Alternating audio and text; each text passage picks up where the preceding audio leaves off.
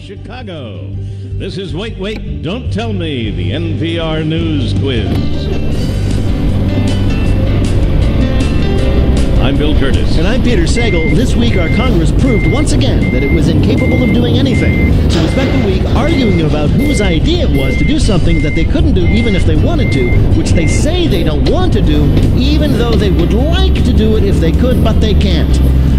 We'll ask about the latest shenanigans in the world's greatest democracy, plus author Amy Tan joins us, and Bill Curtis lets me know I can call him by one of his many street names. Pound, Brofist, Yo Nuts, Pound Dog, Bones. We'll ask what really goes by those names on our quiz right after this hour's news. From NPR News in Washington, I'm Barbara Klein. One of two American aid workers sickened by Ebola in Liberia has arrived at Emory University Hospital in Atlanta. Dr. Kent Brantley will undergo treatment in a highly sophisticated isolation unit.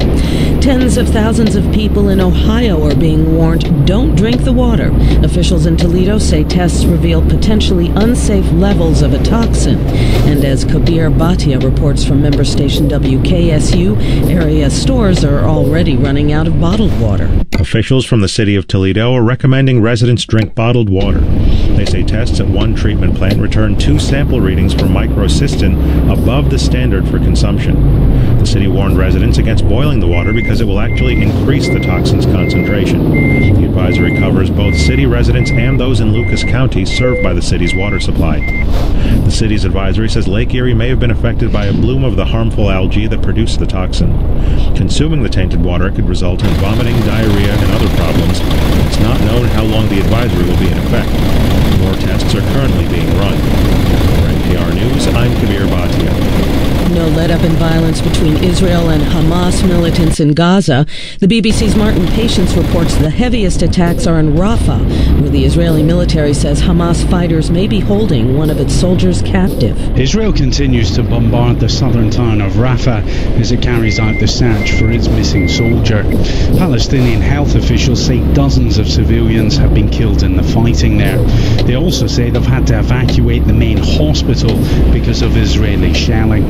Israel believes its soldier was captured yesterday during a Hamas ambush, but the militant group says it doesn't have any information on his whereabouts. Elsewhere in Gaza, Palestinian officials say there were more than 150 airstrikes overnight. The BBC's Martin Patience. British Prime Minister David Cameron is calling on NATO to rethink its relationship with Russia. His comments come as Britain prepares to host the NATO summit next month, the coalition's first in 2 years. Larry Miller reports from London. Cameron says cooperation with Russia is now not possible, that Russia ripped up the rule book with its illegal annexation of Crimea and its destabilization of Ukraine. He urges NATO to commit to a robust military presence in Eastern Europe. In a letter to the leaders of NATO countries and its Secretary General, Cameron says it's clear the Kremlin now views the alliance as an adversary. He calls for an enhanced NATO rapid response force with equipment and supplies pre-positioned in key locations. Cameron also wants NATO members to boost their defense spending, which he says would send Russia the signal that NATO means business. For NPR News, I'm Larry Miller in London. This is NPR News. Federal regulators say General Motors' recall website is faulty. The National Highway Traffic Safety Administration says GM's Vehicle Identification Number, or VIN system, has been incorrectly informing some owners that their cars aren't involved in recalls. In Bristol, Virginia today, doors open to the new Birthplace of Country Music Museum. Bristol is the site of what's called the Big Bang of country music. As Robbie Harris of member station WVTF reports, a 1927 recording session there helped create the universe of country music we know today. The new museum is a tribute to the famous Bristol sessions, when a talent scout recorded 76 songs here by Appalachian musicians. Jessica Turner is museum director. Bristol is just that really ripe moment where you have artists who are just about ready to become famous. Artists like Jimmy Rogers and the Carter Family. My heart is sad and I'm in sorrow for the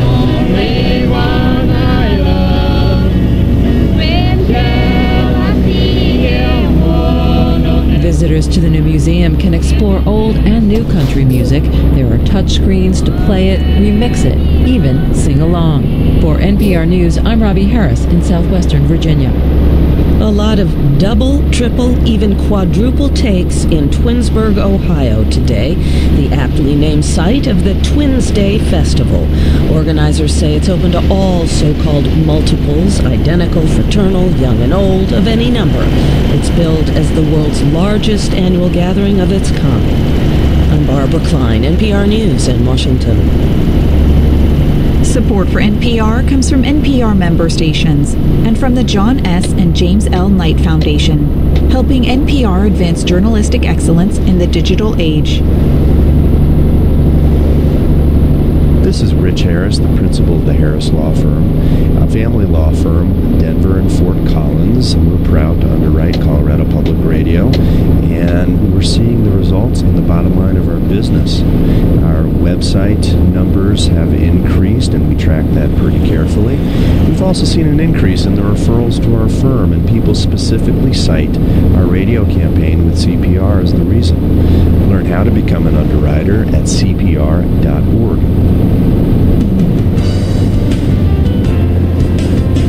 From NPR and WBEZ Chicago, this is Wait, Wait, Don't Tell Me, the NPR News Quiz.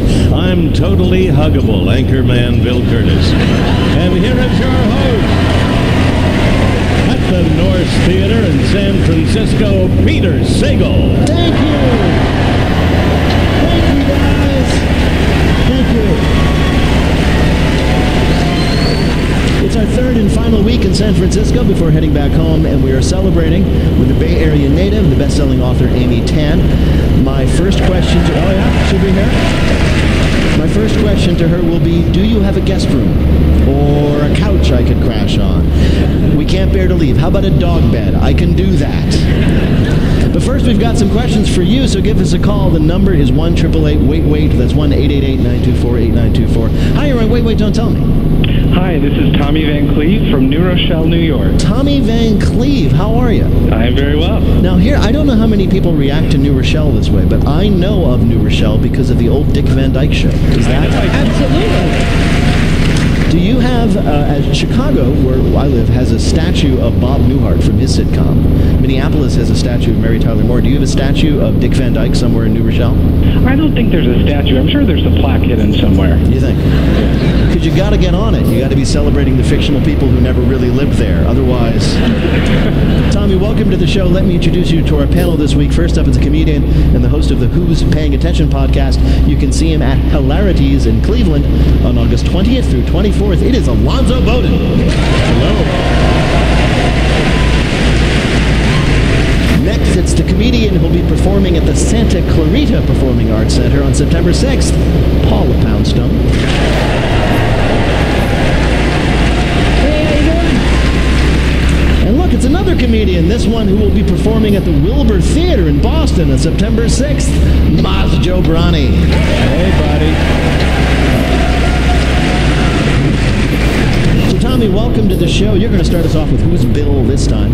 Bill Curtis is going to read for you 3 quotations from the week's news. Your job, correctly identify or explain. Just 2 of them. We're easy that way. And if you do that, scorekeeper emeritus Carl Castle will record a message on your voicemail. Are you ready to play? I'm ready. All right, here's your first quote. Don't harsh our mellow, dude. That was the New York Times columnist and famous buzzkill Maureen Dowd. This week, her paper endorsed the legalization of what? Marijuana. Yes, indeed, marijuana. With a front-page editorial last Sunday, the Times has said it has changed its editorial mind. It is now in favor of the legalization on the federal level of marijuana. The Times credits modern research into the drug, the woeful history of criminalization, and this one amazing night at Burning Man. Become more of a hipster newspaper. Didn't she eat a cookie? Was that her? That Maureen Dowd famously, or rather famously if you care about Maureen Dowd, decided to look into what this whole marijuana thing was about. So she went to Colorado where it is legal, and she bought an entire, she bought a marijuana candy bar, and she ate the whole thing. Oh, Maureen. Which is a mistake. And she wrote about it at some length. It's not a mistake. If you want to fear people and hide under the carpet, is not a mistake. Yes. And she was in a hotel room and the carpet was glued down, so it was a frustrating evening for Maureen Dowd. The Times, though, despite Ms. Dowd's skepticism, they are trying to reach out to stoners. So instead of jumping to an inside page, all the front page stories will now just drift off into silence. The Sunday crossword will now come completely filled in, and the dining section is now edible. If the New York Times wanted to know what it's like to be high, couldn't they just ask the New York Post? That's true. Nice.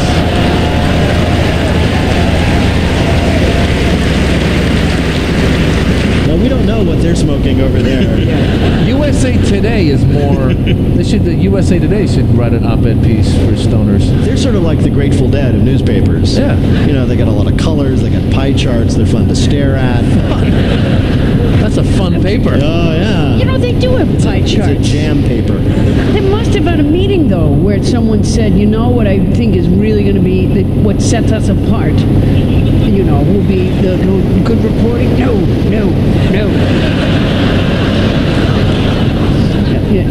Pie charts. Articles of substance. Stop it, no. The pie chart. Here is your next quote. Listen, it's all a scam started by Democrats at the White House. That was Speaker John Boehner saying that the whole idea of doing what to the president really started with Democrats. Impeachment. Yes, impeaching the president. So we're hearing all this talk now about a move to impeach President Obama, but no one will fess up to starting it. Democrats say the Republicans started talking about it. John Boehner says the Democrats started the rumors to get their people riled up. No one is accepting responsibility for this idea that is out there. So when Obama is impeached, as I'm sure he will be, it will be a miracle. The immaculate impeachment. Heralded by the three white men.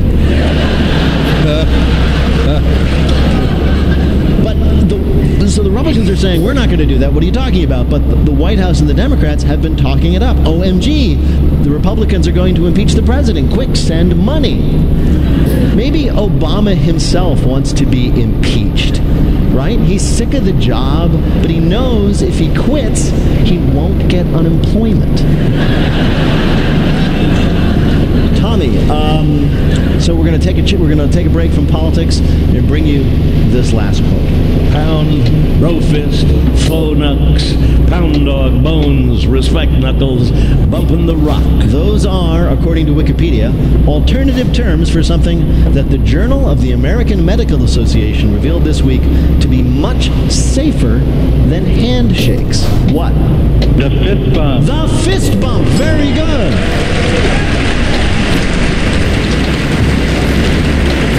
The fist bump, popular among baseball players and middle-aged men desperate to appear hip, is much more sanitary than shaking hands, we now know. Scientists tested this out by one of them putting on a glove covered with bacteria, the other one putting on a sterile glove, and then they tried different greeting methods to measure transmission. They tried handshaking, fist bumps, high fives, and deep, uncomfortable hugs that went on about 4 seconds too long. But here's the thing. Here's the thing, Paul. What is the thing? I think that there's a reason why we do a handshake. I think that contact, the potential of looking one another in the eyes and getting an oxytocin boost and a feeling of connection, I think there's a reason for that can't really be replicated by fist bumping. And also, I just want to say, Paula, I found that very moving, and I'm now very nervous about ever shaking hands with you again. I'm afraid. It's like, Peter, you shook my hand, you never call. I'm like, I'm sorry. No, see, that's the thing. Nothing to you, that's the thing. You're so removed that you're considering now a handshake some sort of a commitment. That's not right either. Yeah. And by the way, this is so important to be said to men in particular. When a woman extends her hand for you to shake it, then you shake her hand. You do not turn it up and kiss it. Jeez. Does that happen to you a lot? Oh, and it is just so creepy. Because it's not, I handed it at this angle. You know what I mean? I handed it the handshake angle. And so I'm not giving it to you to do whatever you want with it. But I'm not loaning it to you. It's like if somebody borrowed your lawnmower, you know, you're assuming they're going to use it to mow the lawn. You don't want to find out later they put it in the ocean. Like, no. Bill, how did Tommy do on our quiz? Tommy? Tommy? Tommy, I can tell you did great. 3-0. Good for you. Well done, Tommy. Thanks so much.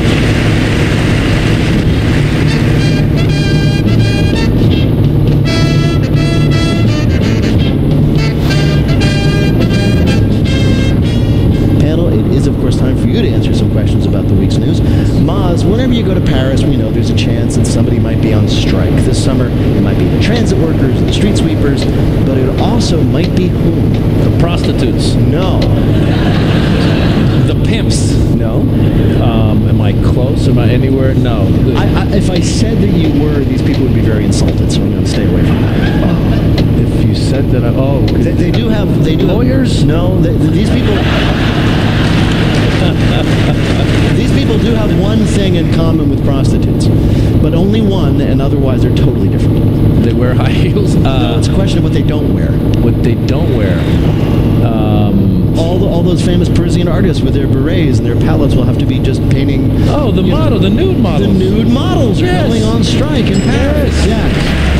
For the second time in 8 years, nude art models in Paris are threatening a strike, saying they are underpaid, they have no job security. The biggest beef the models have is with Paris City Hall, which as one of their official functions as a city government, provides live drawing classes for residents and thus hires a lot of models.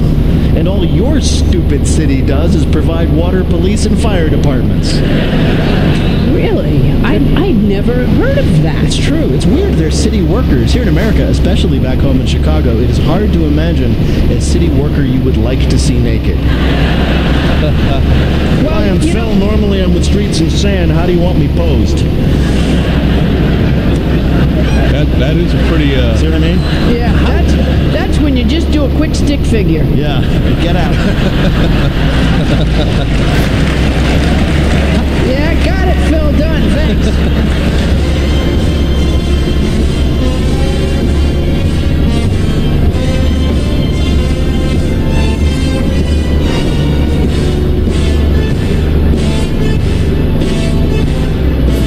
Coming up, our panelists take you out to the ball game in the future. It's our Bluff the Listener game. Call 1-888-WAIT-WAIT to play. Support for NPR comes from NPR stations and Lumber Liquidators, offering a variety of sustainably harvested flooring, including pre-finished and stained at 1-800-HARDWOOD. Progressive Insurance with more than 30,000 local independent agents. Information available at progressive.com. And Angie's List, connecting consumers with user-reviewed contractors, an online marketplace, and concierge support for home improvement services. Angie'sList.com. We'll be back in a minute with more of Wait, Don't Tell Me from NPR. Support for Colorado Public Radio comes from Overland Animal Hospital, providing care from preventative medicine to specialty surgery for your family pet. Offering expanded weekend hours. OverlandAnimalHospital.com. Support for Colorado Public Radio comes from RGS Energy, providing homes, businesses, and schools with clean, renewable solar energy solutions, serving the Front Range and the Western Slope. Online at rgsenergy.com. I'm James Kenley from Denver, Colorado, and I donated my car to CPR. Donating the car was an opportunity to do something to support a cultural institution that we really care about, and we couldn't necessarily have written a check for what that car was worth, but it was freeing for us to be able to give the car without the stress and the hassle of trying to sell it on our own, and know that the funds that come out of it would be used to support something that we believe in. Learn how to donate your car at CPR.org. Click Donate Your Vehicle. This is Colorado Public Radio. I'm Bob Lafley.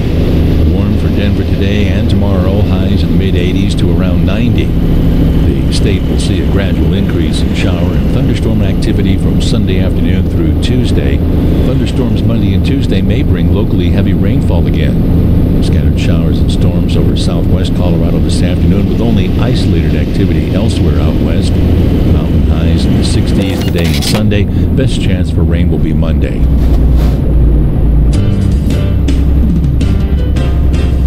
From NPR, NPR and WBEZ Chicago, this is Wait, Wait, Don't Tell Me, the NPR News Quiz. I'm Bill Curtis. We're playing this week with Maz Jobrani, Alonzo Bowden, and Paula Poundstone. And here again is your host at the Norse Theater in San Francisco, Peter Sagal. Thank you, Bill. Thanks, everybody. Right now, it is time for the Wait, Wait, Don't Tell Me Bluff the Listener game. Call 1-888-WAIT-WAIT to play our game in the air. Hi, you're on Wait, Wait, Don't Tell Me. Hi. Hi, who's this? My name is Donna Duchamp. Hey, Donna, where are you calling from? Salt Lake City. Salt Lake City, beautiful Salt Lake City, Utah. And are you from Utah? No, I'm not. Newport Beach, Boca Raton, Toronto, Australia, a little bit all over. Yeah, a little? A little. Who are you fleeing? Well, Donna, welcome to the show. You're going to play the game in which you must try to tell truth from fiction. Bill, what is Donna's topic? Taking baseball into the future.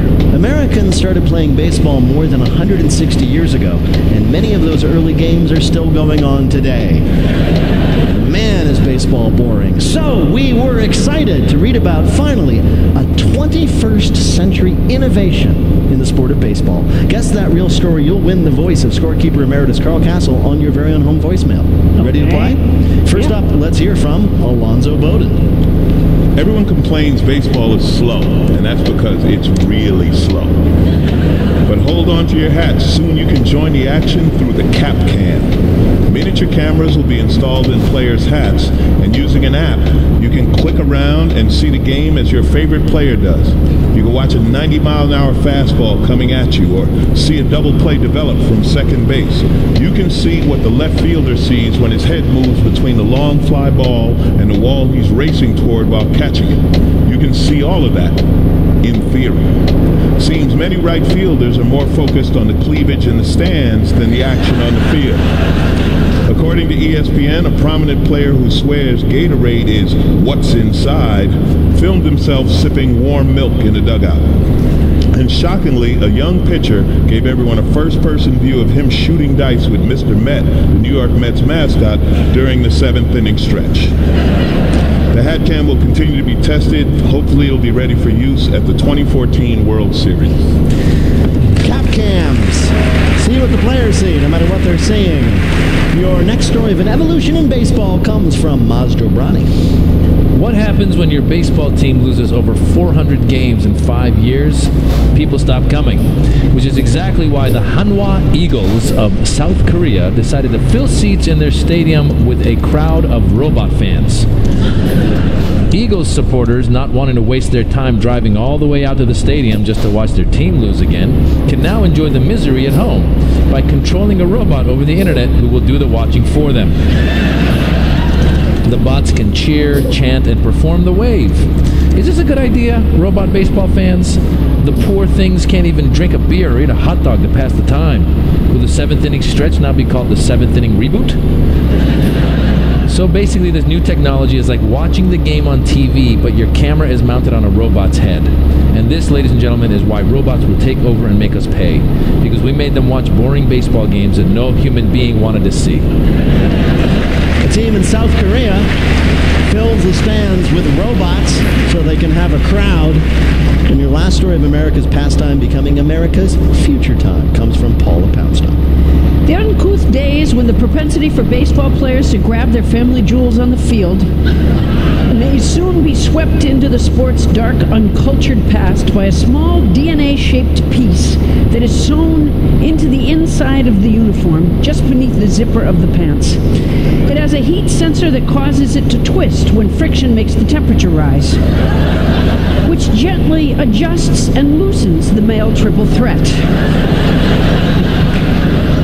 The baseball uniform pants are quite tight, says creator and Hello Kitty CEO Hiro Takahashi. And this has for many years been a problem for the players' crotch arrangement. The players on the Japanese baseball team, the Hanshin Tigers, were the first to use the revolutionary new automatic hands-free crotch adjustment device, with mixed results. I have never liked to touch my private parts in front of a crowd, says first baseman Shunsuke Fujikawa.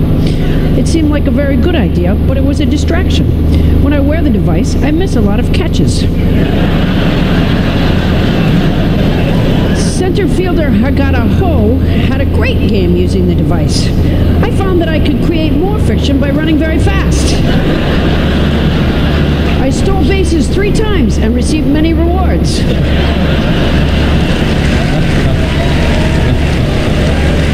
So, from 3 different countries that play baseball, 3 different stories of baseball innovation. Was it from Alonzo Bowden here in the U.S., the introduction of the cap cans that show you what the players are seeing? From Maz Giovanni in South Korea, robot fans to fill the crowds and broadcasting.com. Or from Paula Poundstone in Japan, a device that saves the baseball player from the trouble of pursuing their traditional habit of adjusting themselves on the field. Which of these, which is your choice for the real baseball innovation? As much as I would like to go with Paula, I'm going with the robots. You're going with the robots. You're choosing the robot fans. I'm sorry. All right. Well, we spoke to somebody who actually covered this baseball innovation. They decided that they were going to create these robot fans that were going to sit in the stands and cheer for the Eagles. That was Melissa Locker, a reporter for Time, talking about the robot baseball fans. Congratulations, Donna. You got it right. The robot fans of South Korea. You picked Maz's story. It was the truth. Maz gets a point, but you won our prize, the inestimable Carl Castle's voice on your voicemail. Congratulations, Donna. Well done. Thanks so much. Thank you so much for playing. In a future time, children will work together to build a giant cyborg. Robot parade, robot parade, wave the flags that the robots made. And now the game where seriously accomplished people attempt to accomplish something casual. Amy Tan grew up all around the Bay Area, where her Chinese-American family was part of a group of friends they called the Joy Luck Club.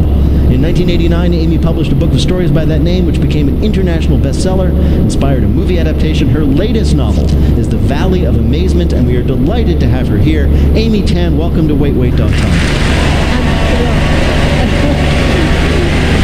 Thank you. They like your hair, and I'm not surprised because you grew up here in San Francisco and Oakland, all over the place. You moved around. That's a lot? right, local girl. Local girl. So where were you born? Born in Oakland. Born in Oakland? Oaktown? Oakland, yeah. Oakland. 41st, 51st, 61st, Highland Avenue. Really? It was everywhere. Why were you moving around so much? My mother believed in the American dream, and by moving up in the world, you kind of moved up 41st, 51st. Yeah. But we have heard, Amy Tan, that you had kind of a wild side growing up. Is that true? Who told you? I mean, what? What? Actually, your bio on your own website. I don't know whether you know. Was it when I tried to run away with the German guy and get married in Austria? That might have been it. Or was it when I was arrested for drugs? Ooh, were you? Yeah. Wow. Better than Oakland. I think so. So what happened? You were arrested for drugs in Switzerland? Well, you know, my father was a minister and I was so innocent. Everybody smoked pot and hash over there. I thought it was legal. In Switzerland? And, yeah. How did you get from Oakland to Switzerland? Boat. That's a method, I guess. That'll work. It was not a happy reason. My mother thought that our house was cursed. Really? Or that we were cursed and that we might as well move away and get away from the cursed house, or at least move away and have a good time before we all died. And so we ended up in Switzerland. Yeah. It's a long story. Yeah, I just went a little crazy. You know, I used to go to church every day, and then suddenly I was in Switzerland. Snow, you know, and boys. And over there, all the guys thought I was cute. They thought I was exotic. They thought I looked like an Eskimo. Yeah. So you made some choices that maybe you regret.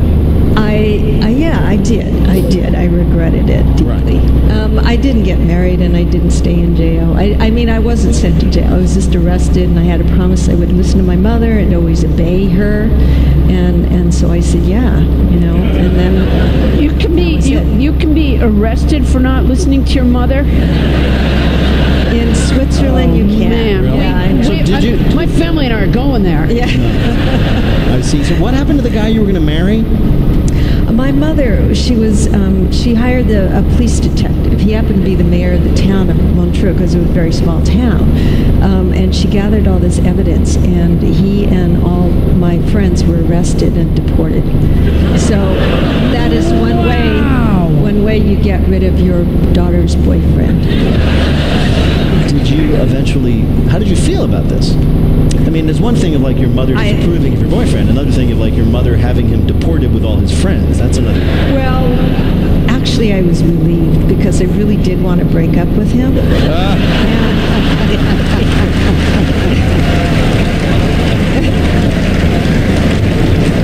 I mean, that is a terrible thing to say. I felt really bad because also when I saw him, she took me over to the border to see him. And that really put a end. Wait a minute, she did what? She took you where? She took me to the border to meet him after he was deported, which was really a smart thing to do because now the only reason I really liked him was to get back at her. But now she's taking me to the border, and we kiss and everything, and I'm thinking, oh, thank God, it's bad breath and everything. Oh, wow. So did you thank your mother? No, of course not. I was 16, of course I didn't do that. Your mother's very Machiavellian. She was brilliant. She was, Now, you wrote about your family quite famously in the stories that became the Joy Luck Club, or at least as fiction, right? Yeah. And was your mother there to see the book and read it and appreciate its acclaim? She was my first reader. And what did she think? She loved it. I mean, she ended up thinking that I knew her so well that all the stories she used to try to tell me, like why she got mad at somebody, she used to go on for 3 hours, and then she did this, and she betrayed, and then she'd say, after the book, she'd say, I don't have to tell you. You understand. You're just like me. Because she read the book. She's, That's wonderful. Yeah. That's a great, every author, or every would-be author imagines that moment of writing the book about their childhood, about their family, giving it to their family, and them saying, you understand so well. And also mother saying, I don't have to go on for 3 hours. Yeah. To skip it. So instead of going on about somebody she disliked, she just gave you a page citation to the original edition. Yeah. And did she see the film? She did. I was very nervous that she was going to faint or, go crazy. And I was watching her at the screening, and there were people crying and everything. And at the end, I said, are you okay? And she said, yes. And I said, it wasn't too much. She says, oh, no. In China, everything was so much worse. This was better. So, there you go. I sobbed over that movie. I mean, just sobbed. And I had already read the book, which was brilliant. I love him. I'm an enormous fan. But this idea that you could write a book and then your mother would feel that she didn't need to go on and on explaining things. When my son hears this, he is going to go into his room and write. This is very good, I think, for kids to know that if you just write a book, then your mother will be quiet.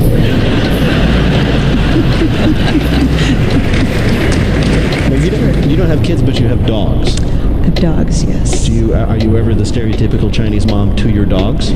Why did you do that? Why did you pee on the floor? Yes, I am. You brought shame to the family. You brought stink to the family. You brought stink to the rug. Have you had any dogs deported? No, but I have threatened.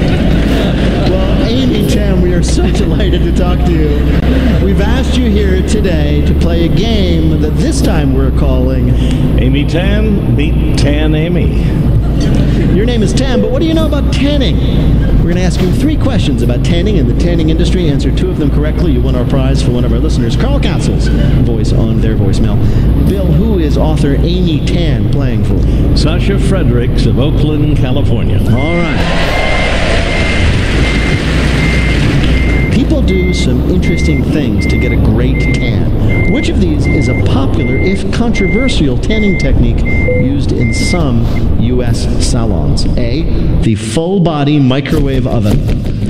B, laying out on the top of skyscrapers to be closer to the sun. Or C, swallowing orange food coloring.